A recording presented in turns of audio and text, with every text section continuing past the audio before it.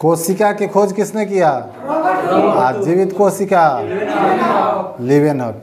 कोशिका जो होता है मनुष्य के शरीर में सबसे छोटी क्रियात्मक एवं संरचनात्मक इकाई होती है। सबसे बड़ा कोशिका, सबसे छोटा कोशिका माइकोप्लाज्मा। मनुष्य में सबसे बड़ा कोशिका अंडाशय जिसको ओवम बोलते हैं। मनुष्य में अंडाणु। हाँ, मनुष्य में सबसे छोटी कोशिका स्पर्म या शुक्राणु। उसके बाद सबसे लंबी कोशिका तंत्रिका कोशिका जिसको न्यूरॉन बोलते हैं। यह होता है आपके दिमाग में होता है, दिमाग में होता है। उसको क्या बोलते हैं? उसको न्यूरॉन बोलते हैं। क्या बोलते हैं? न्यूरॉन बोलते हैं।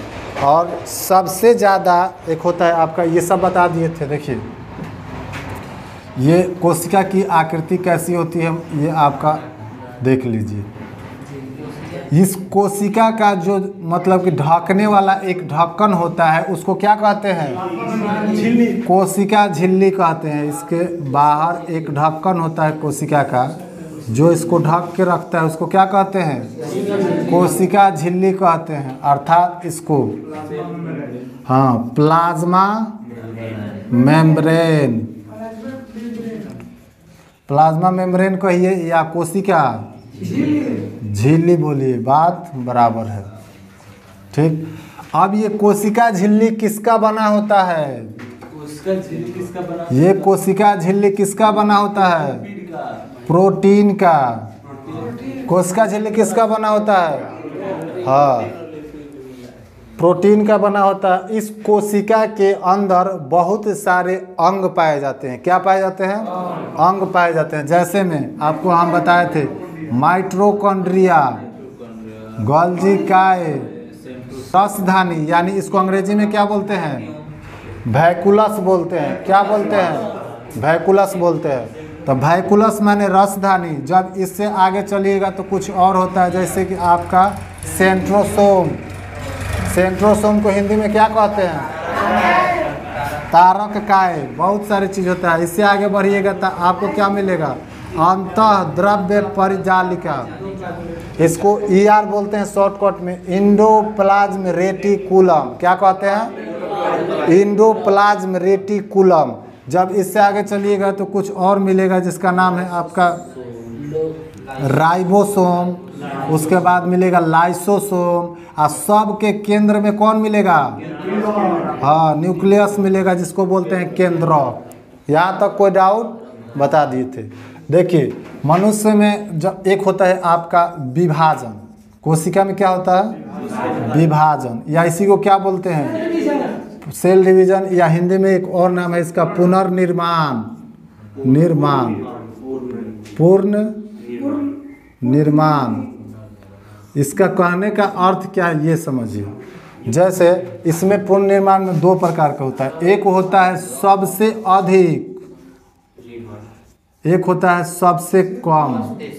तो सबसे अधिक आपका सेल जो होता है अर्थात कोशिका जो होता है वो कहाँ विभाजन होता है? लीवर में होता है। विभाजन का मतलब देखिए, ये विभाजन या पुनर्निर्माण का मतलब होता है कि जैसे कि विभाजन मतलब टूटना, तो टूट करके और उसी आकार के आगे चल के कुछ समय में फिर उसी तरीके से बन गया, उसको क्या बोलते हैं? विभाजन या पुनर्निर्माण। ये नहीं कि टूट के बुकनी बुकनी हो गया, समाप्त हो गया, ऐसा नहीं होता है। यहाँ से जैसे मार्कर को हम तोड़ दिए तो मार्कर को तोड़ दिए, टूट गया। उसके बाद मार्कर को तोड़ने के बाद दोनों मार्करवा फिर जो तोड़े हैं वो बड़ा होना चाहिए। कुछ समय के बाद जा करके इस मार्कर के बराबर हो गया तो उसको बोलते हैं बायोलॉजी में विभाजन। हाँ, दो गो हो जाएगा। एक तो पहले से है और दूसरा उसी में से टूट करके और फिर बड़ा हो जाएगा और उसी आकृति के हो जाता है, उसको क्या बोलते हैं? विभाजन बोलते हैं। तो विभाजन या पुनर्निर्माण उसको बोलते हैं। तो सबसे अधिक विभाजन या पुनर्निर्माण किस कोशिका में? लीवर के कोशिका में, जिसको बोलते हैं यकृत या क्या बोलते हैं? लीवर। और सबसे कम कहाँ पर?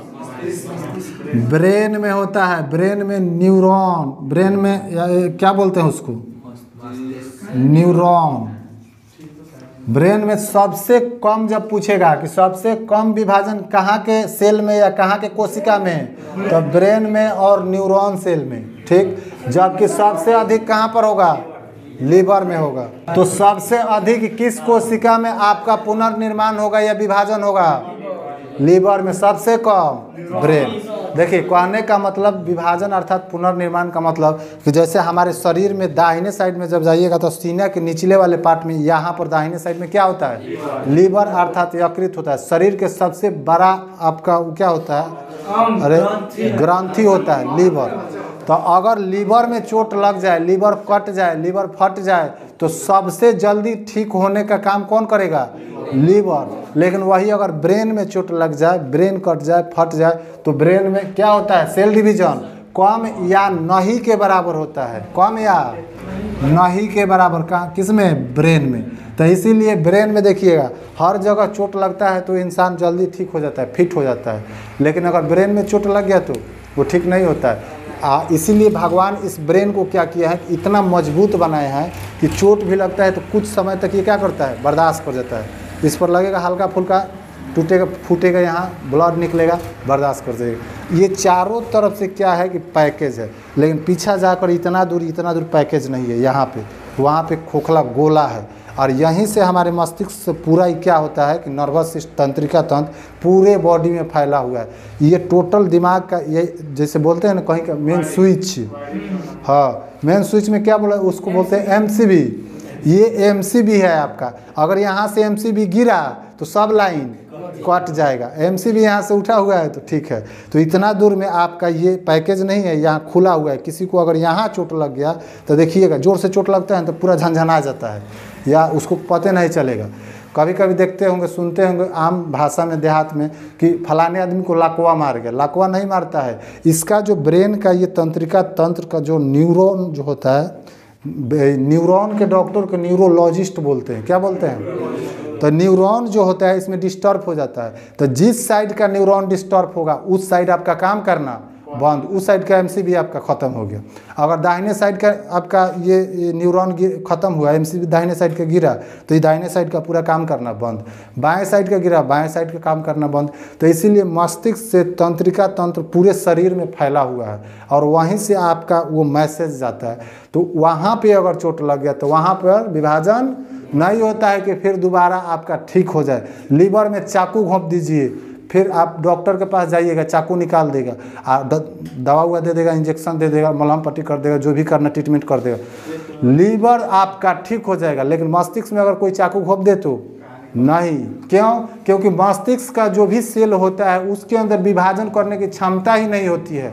ब्रेन के अंदर, ब्रेन जो होता है आपका, इसके अंदर विभाजन करने की क्षमता नहीं होती है। क्योंकि यहाँ दो प्रकार का सेल पाया जाता है। एक पाया जाता है neuron cell, neuron cell, neuron कोशिका, और एक होता है आपका glial cell, glial cell.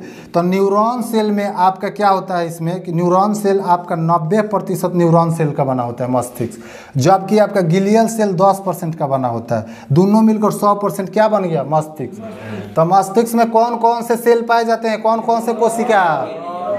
Neuron और glial. Neuron cell 90% neuron cell का मस्तिष्क बना होता है, जबकि 10% गिलियल सेल का मस्तिष्क बना होता है। अब फर्क यही होता है कि न्यूरॉन सेल में आपका सेंट्रोसोम नहीं पाया जाता है, जबकि गिलियल सेल में आपका सेंट्रोसोम पाया जाता है। तो कभी कभी सुने होंगे कि इसमें आपका सेल विभाजन करने का काम किसका होता है? सेंट्रोसोम का होता है। ये आगे बताएंगे आपको। मस्तिष्क में कभी कभी सुने होंगे कि ब्रेन ट्यूमर हो गया किसी को, सुने हैं? कभी ये नहीं सुने होंगे कि ब्रेन कैंसर हो गया, कभी सुने हैं? नहीं सुने होंगे। ब्लड कैंसर होता है, ब्रेन कैंसर कभी नहीं होता है। शरीर के किसी भी पार्ट में कैंसर हो सकता है, ब्लड में कैंसर हो सकता है, लेकिन ब्रेन में कैंसर नहीं होता है, ब्रेन में ट्यूमर होता है। वो क्या होता है ब्रेन ट्यूमर? कि ये 10% जो गिलियल सेल है ना, इसमें ससुरा सेंट्रोसोम पाया जाता है। और सेंट्रोसोम का काम ही होता है कि आपके कोशिकाओं को क्या करे? विभाजित करे। और विभाजन करेगा या पुनर्निर्माण करेगा। यानी कि एक वो मर गया तो उसमें से 3 गो उपज लेगा। तो एक मर गया 3 गो उपज लेगा तो आप एडजस्ट कर दीजिएगा। आज जब 30 गो उपज लेगा तो कहाँ रखिएगा उसको, तो कैंसर होना है तो उसको बोलते हैं ब्रेन में ब्रेन ट्यूमर। तो ब्रेन में कोशिका, ब्रेन वाला कोशिका में बहुत कम कैंसर होता है, क्योंकि ये 90% न्यूरॉन होता है और इसमें आपका सेंट्रोसोम नहीं पाया जाता है। तो सेंट्रोसोम है ये नहीं है तो सेल डिवीजन नहीं होगा। जब सेल डिवीजन नहीं होगा तो कैंसर दिमाग में कभी नहीं होगा, या होगा भी तो बहुत रियर केस में। ये 10% ग्लियल सेल में होता है, जिसको ब्रेन ट्यूमर कहते हैं। अब चलते हैं आगे। ब्रेन में नहीं होता है, इतना समझ गया, होता है तो 10%। ये ब्रेन 100%, इसमें से 90% में नहीं होता है। कभी काल रियर केस में होता है तो ब्रेन ट्यूमर होता है। बाकी सबसे अधिक कहाँ पे होगा? लीवर में। यानी कहने का मतलब कि आपका लीवर चाहे जितना डैमेज हो जाए, कट जाए, फट जाए, खराब हो जाए, तो अपने आप उसको ठीक करने का मतलब कि क्षमता सबसे ज़्यादा शरीर के किस भाग में है? लीवर में। इसीलिए शरीर के डॉक्टर कहते हैं उसको, शरीर के मतलब कि अंग के डॉक्टर किसको कहते हैं? लीवर को कहते हैं। पूरे शरीर बॉडी का डॉक्टर कौन है? लीवर होता है। अपने आप से वो ठीक करने का उसके अंदर क्षमता है, क्योंकि सबसे ज़्यादा सेंट्रोसोम लीवर में पाया जाता है, यहाँ दाहिने साइड सीना से नीचे। और उसमें सेंट्रोसोम होने के कारण उसमें कोशिका विभाजन करने की क्षमता अधिक होती है। वहाँ पर चाकू मारिएगा 10 गो आपका सेल डेड कर जाएगा, वहाँ से वो क्या करेगा कि 30 गो या 20 गो सेल निकलेगा, तुरंत ठीक कर देता है, वहाँ घाव भर जाता है। तो जिसका घाव जल्दी भर जाता है, बच्चा को देखते हैं रोज़ खेलता है, रोज़ कहीं फोड़ेगा, छीलेगा, मतलब चोट लगता है, हेने न खोरेगा, होने न खोरे, उसको तुरंत ठीक हो जाता है। क्यों? उसमें सेंट्रोसोम की मात्रा ज़्यादा होता है, इसी के कारण। तो ये जो होता है आपका एक विभाजन होता है। हम आपको माइटोकॉन्ड्रिया बता दिए थे। माइटोकॉन्ड्रिया क्या करता है आपका? माइटोकॉन्ड्रिया कोशिका का पावर हाउस कहते हैं, ऊर्जा का निर्माण करता है। और माइटोकॉन्ड्रिया हमारा ये कोशिका के अंदर श्वसन का काम कौन करेगा? यही माइटोकॉन्ड्रिया। इसी को ऑक्सीजन मिलता है, तब जाके ये क्रेब्स चक्र चलता है। एक क्रेब्स चक्र में कितने एटीपी का निर्माण? 38 एटीपी का निर्माण होता है। और 38 एटीपी से कितना ग्लूकोज? 1 ग्लूकोज। तो उससे हमको ऊर्जा मिलता है। और उस ऊर्जा को स्थानांतरण करने के लिए, अर्थात पैर की ऊर्जा ऊपर लाने के लिए, ऊपर की ऊर्जा नीचे ले जाने के लिए, दिमाग की ऊर्जा ठेहुना में ले जाने के लिए, ये सब काम कौन करता है? ये सब गॉल्जिकाय करता है। जहाँ ऊर्जा की जरूरत है, मान के चलिए कि कोई है खूब डिप्स मारता है, तो देखते हैं उसका बॉडी अच्छा बन जाता है। क्यों? क्योंकि वहाँ पर एनर्जी जमा हो जाता है। और एनर्जी जमा कहाँ से हुआ? जितना माइटोकॉन्ड्रिया हमारे शरीर में है सब ऊर्जा बना रहा है, ग्लूकोज बनाया। जब ग्लूकोज बनाया तो कोई खूब डिप्स मारता है तो गॉल्जिकाय कहता है अरे ससुरा ये तो इतना काम कर रहा है, इसको ऊर्जा की कमी हो रहा है, जल्दी ऊर्जा भेज। सारा ऊर्जा वो वहीं पर भेज देता है जहाँ उसको ज़रूरत होता है। तो ऊर्जा का स्थानांतरण का काम किसने किया? गॉल्जिकाय। ऊर्जा का निर्माण किसने किया? माइटोकॉन्ड्रिया। अब यहाँ से जैसे आप आगे चलिएगा तो क्या मिलेगा आपको? रसधानी, जिसको अंग्रेजी में क्या कहते हैं? वैकुलस बोलते हैं उसको। अंग्रेजी में क्या कहते हैं? वैकुलस। ये वैकुलस का काम क्या होता है कि मनुष्य के बॉडी में, पूरे शरीर में, हमारा पूरा शरीर किस चीज़ का बना हुआ है? कोशिका का बना हुआ है। हर जगह कोशिका है ना, तो पूरे शरीर में कोशिका होता है। और पूरे बॉडी में, मनुष्य के शरीर में 65% जल होता है। कितना जल? 65% जल होता है। और 65% जल में किसी को 1% जल की अगर कमी हो जाता है तो क्या लगता है? प्यास। 2% कमी लगे तो और जोर से प्यास। 3% कमी हो तो तरास। 4% कमी होता है तो उसको बोलते हैं डिहाइड्रेशन हो गया भाई, जल्दी जल्दी इसको नब्स में क्या करो? पानी चढ़ा, बोतल लगा करके एकदम डॉक्टर तुरंत चढ़ा रहा है एकदम। क्यों? क्योंकि उसको पानी की कमी हो गया शरीर में। तो ये शरीर में आपके पूरे सेल में, ये एक छोटा सेल है, इस प्रकार के सेल पूरे शरीर में है। तो एक सेल में आपका ये वैकुलस का काम है कि पानी को सोख कर, एब्जॉर्ब करके अपने पास रखना। शरीर में 65% पानी है, तो इसका मतलब ये नहीं है कि किसी एक जगह पानी का थैली है उसमें 65% पानी भरा हुआ, ऐसा नहीं होता है। पूरे बॉडी में सेल, हाथ में भी सेल, गोर में सेल, मतलब पूरे बॉडी में सेल। तो हाथ में सेल जहाँ जहाँ पर है उस सब में वैकुलस। और सब वैकुलस क्या किया है? पानी सोख के रखा है, कहीं से पानी पता आपको नहीं चलेगा। तो वैकुलस का काम क्या है? पानी का सोखना। माइटोकॉन्ड्रिया का काम क्या है? कॉन्ड्रिया। इसको हिंदी में क्या कहते हैं? सूत्रकणिका। ये ऊर्जा का निर्माण करता है। क्या करता है? निर्माण करता है। गोल्जी काय, इसको गोल्जी बॉडी बोलते हैं। क्या बोलते हैं? Golgi body. गोल्जी काय अर्थात गोल्जी बॉडी, ये क्या करता है? ऊर्जा का, हाँ, ऊर्जा का स्थानांतरण करता है। ऊर्जा स्थानांतरण, एक स्थान से ऊर्जा को दूसरे स्थान तक पहुंचाने का काम कौन किया? गोल्जी का। वैकुलस का काम क्या है? जिसको रसधानी बोलते हैं। रसधानी, ये आपके शरीर में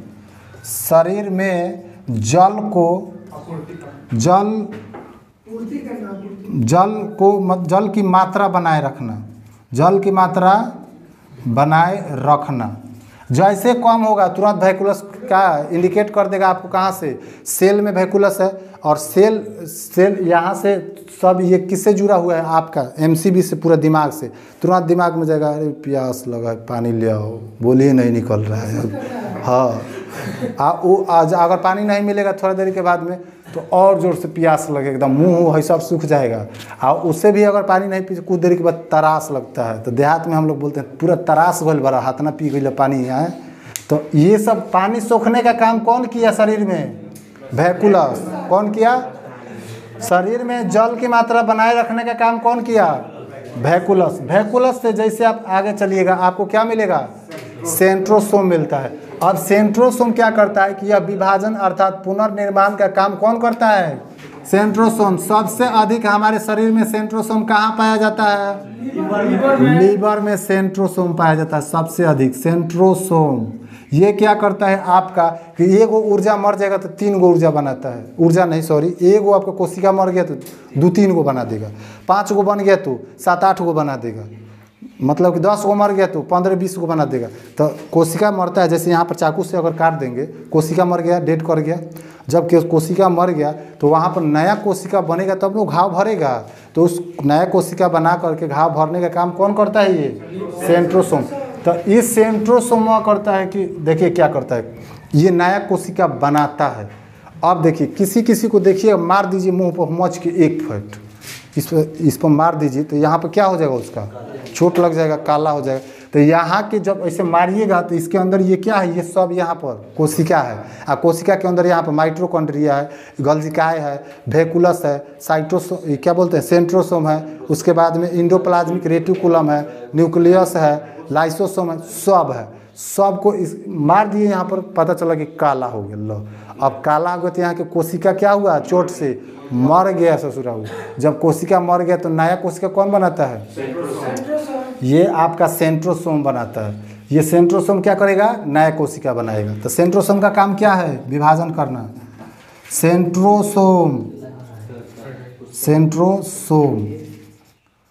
सोम क्या करता है? कोशिका विभाजन करता है। कोशिका विभाजन का काम कौन करेगा? सेंट्रोसोम। शरीर में ऊर्जा का निर्माण कौन करेगा?